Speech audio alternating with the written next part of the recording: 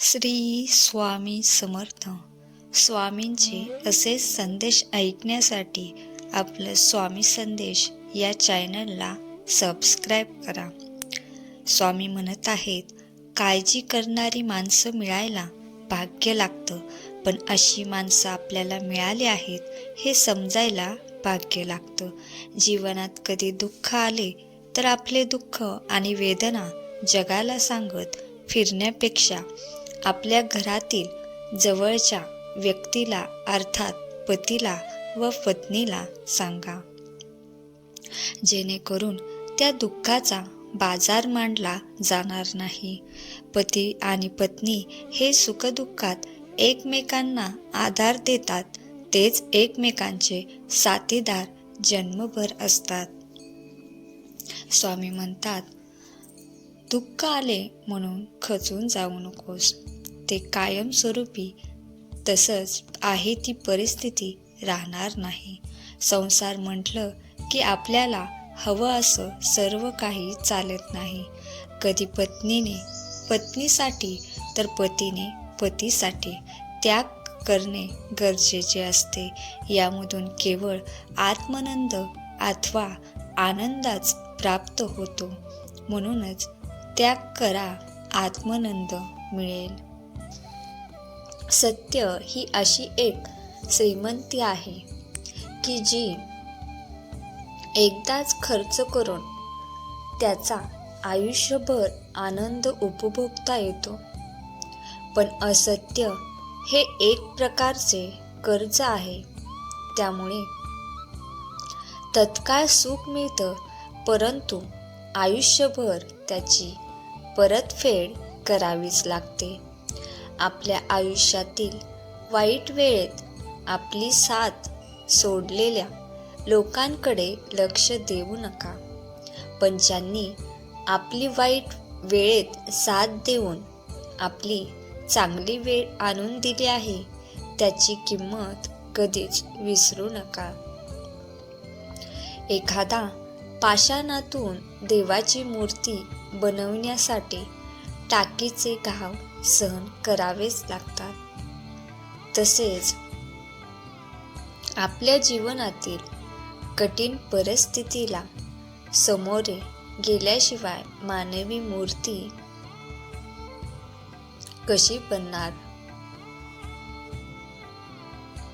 माझा हा निवांत क्षण नसून तुझ्या कर्मावर मी नजर ठेवून आहे. वर्तमानात असताना नामात राहा तू स्वतः, निस्वार्थ कर्माचा रोप लाव.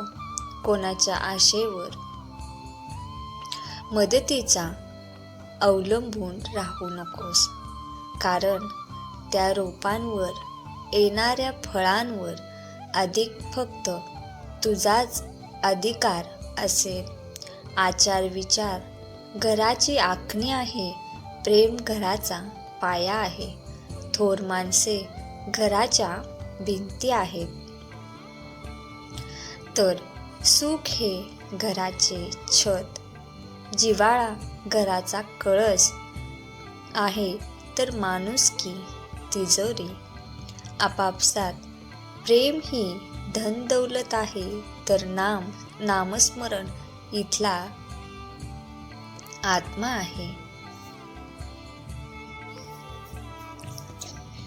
मीपणा दूर ठेवा आणि विश्वास आपल्या पदरी जपला तर कधीच अपयश येणार नाही.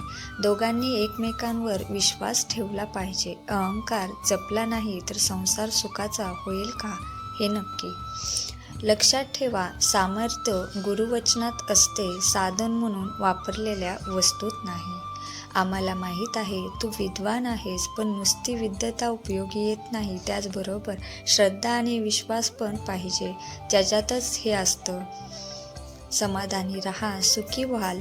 भक्ती करा तर मुक्ती मिळेल, ध्यान करा तर ज्ञान मिळेल, प्रार्थना करा तर प्रगती मिळेल. मीपणा सोडा, सहाय्य करा, सोबत मिळेल. दान करा, धन मिळेल. त्याग करा, आत्मानंद मिळेल. स्वामी समर्थ म्हणतात, ज्यावेळी तू जाशील काळोखात त्यावेळी तुझी सावली देखील सोडेल साथ. तू घाबरू नकोस, मीच पकडेल तुझा हात.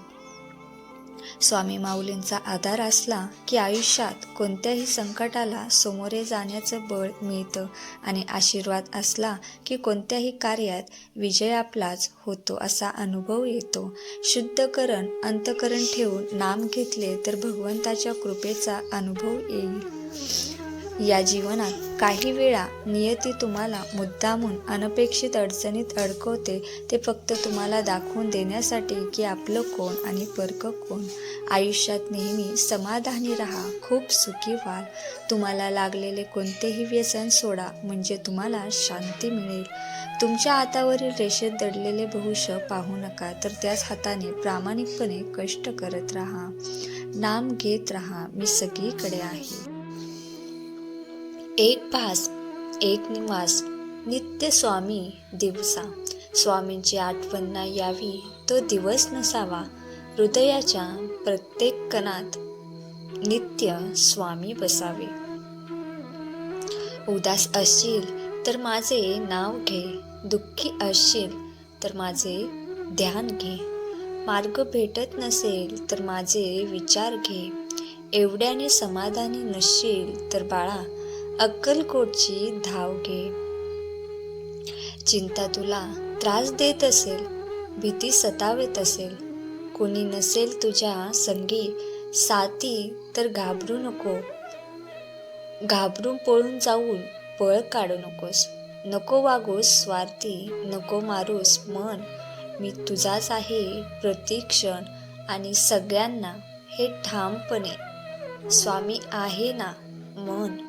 मी माझ्या भक्तांना पाठबळ सतत देत असतो. ज्यांनी मला जाणले त्यांना हे कळाले आणि त्यांनी मलाच आपण होऊन गमावले. हे समर्थ माझ्या जीवनाचा चालक मालक पालक तूच आहेस. माझ्या जीवनात किती समस्या येऊ देत वा संकटे येऊ दे, आता आम्हाला त्याची पर्वा नाही. कारण माझ्या जीवनात तुझे अधिष्ठान आहे आणि जिथे अधिष्ठान तिथे समस्याच नाही. आणि समस्या आलीच तर समस्येचे उत्तर हे निश्चित आहे. कारण तू स्वतःच एक उत्तर आहे. तू स्वतः समाधान आहेस. तूच आनंद आहेस. हे परम चैतन्य असेच आम्हाला मार्गदर्शन करा. आम्हाला प्रेरणा द्या.